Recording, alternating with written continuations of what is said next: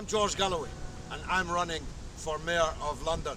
The elections are in May of next year. You could say, therefore, that I'm the early bird. I've been running for this position all of my life. I've lived in London for 35 years.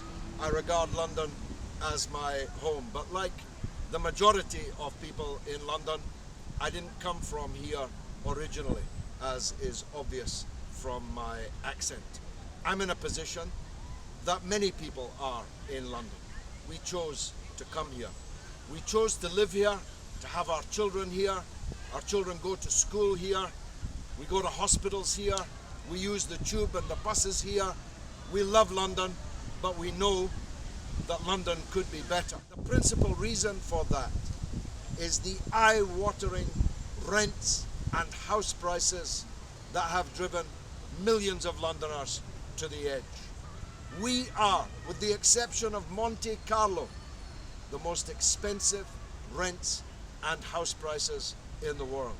And there are many reasons for that. I'm going to sketch just a few of them. Hundreds of thousands of properties in London are not actually being used as houses at all.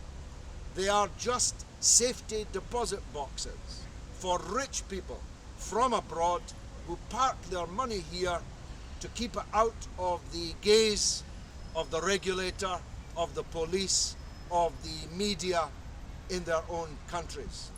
In Hong Kong, this day, there are flats being advertised that are bought off the page before the Hong Kong resident has even set foot in London, and may never set foot in London, may just buy the flat off the page, leaving it empty.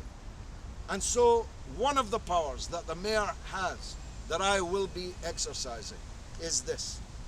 Any property not lived in for 1 year or more without good excuse, I will compulsorily purchase it and rent it out to those on the housing ladder or waiting to get onto the housing ladder here in London.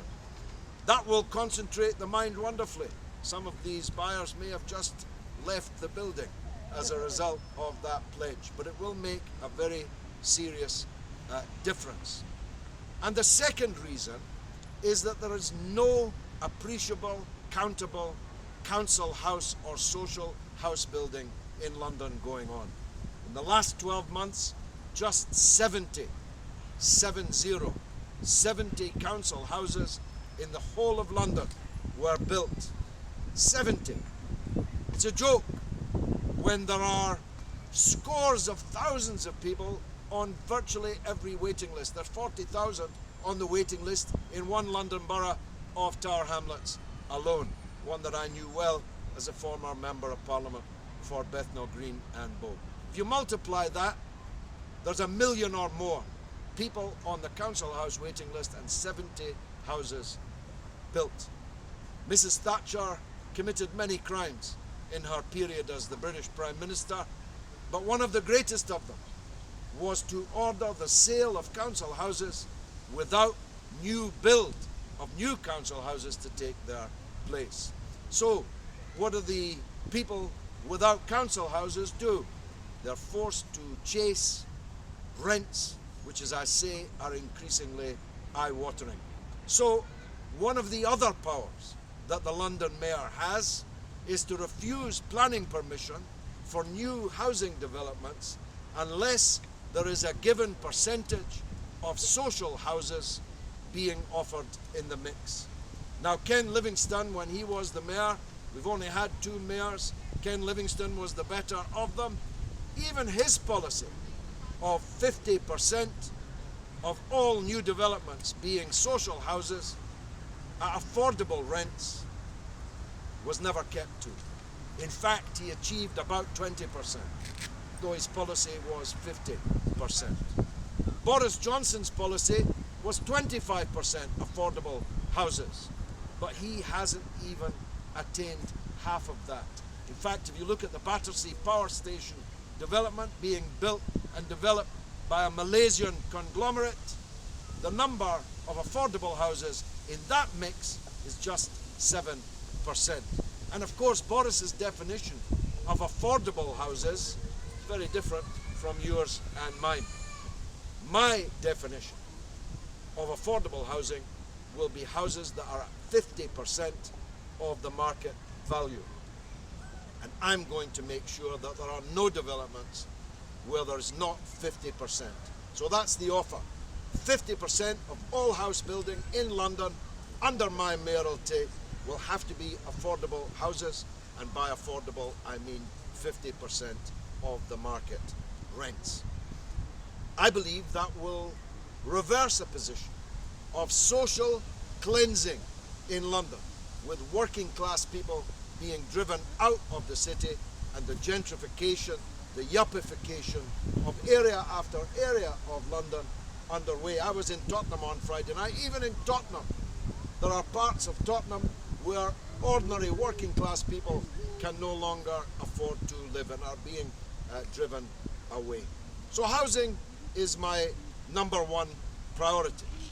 I'm not running for president, I'm not running for Pope, I'm not running for Foreign Secretary or Prime Minister, I'm running for the London Mayor. And the second most important issue is transport.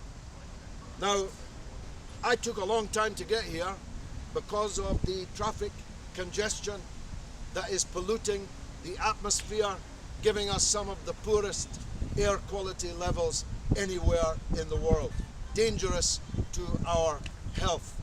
There are many reasons for this congestion, and I'm going to have the power to tackle but a few of them, but they are important. First of all, if I'm the mayor, there'll be no trucks and no heavy vehicles in the streets of London during the daytime. They'll have to do their work at night.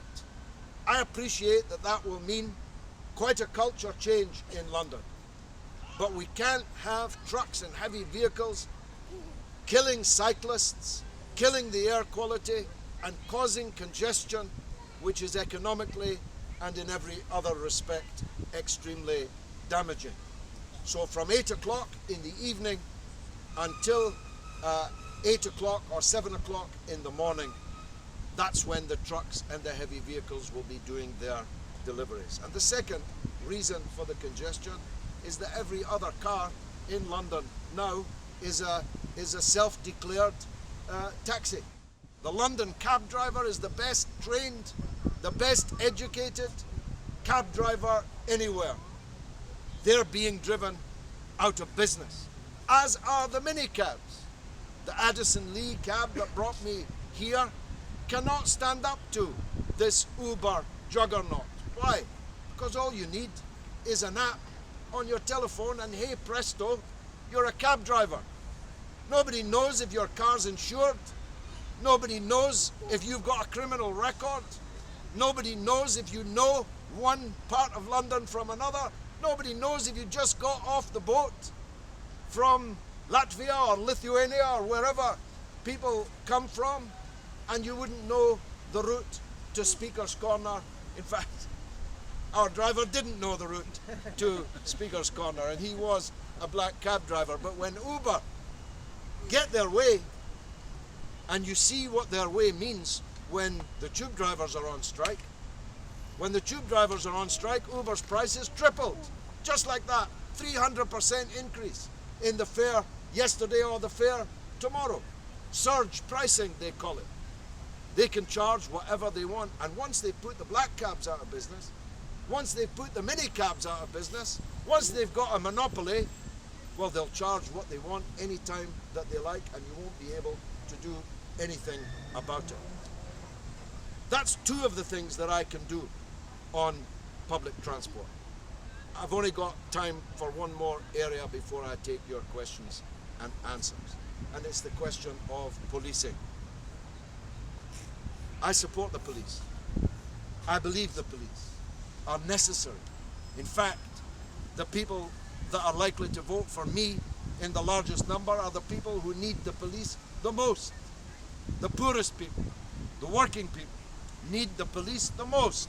They don't have the kind of alternative security that wealthier people do. So in me, the Metropolitan Police will find a friend in terms of their numbers, in terms of their resources, in terms of moral support. But as much as I admire the Metropolitan Police, I hate racism. And I cannot accept being in charge of a police force in London that is not policing fairly and equally.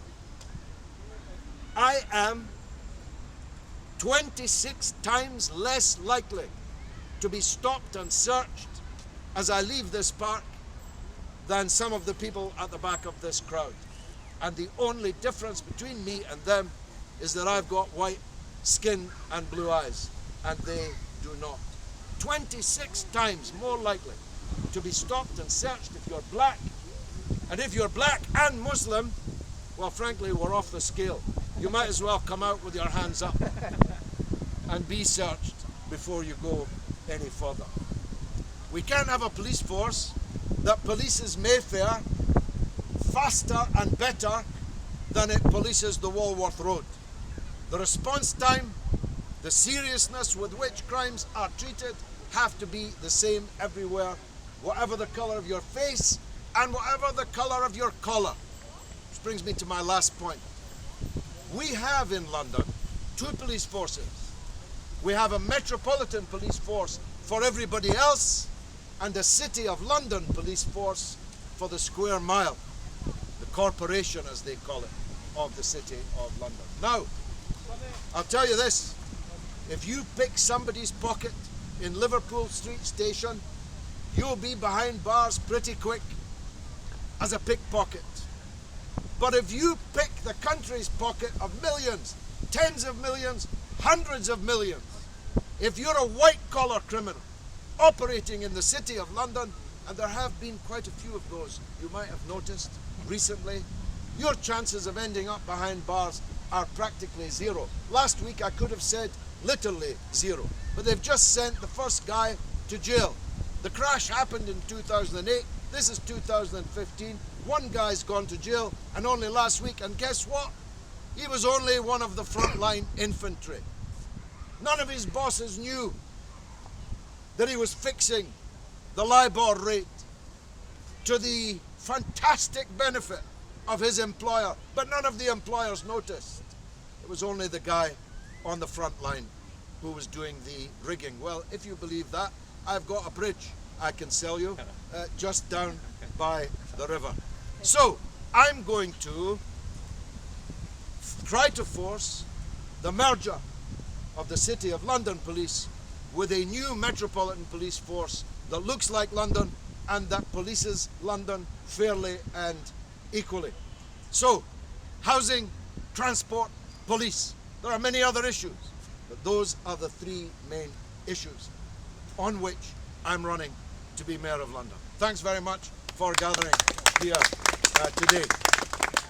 Let me take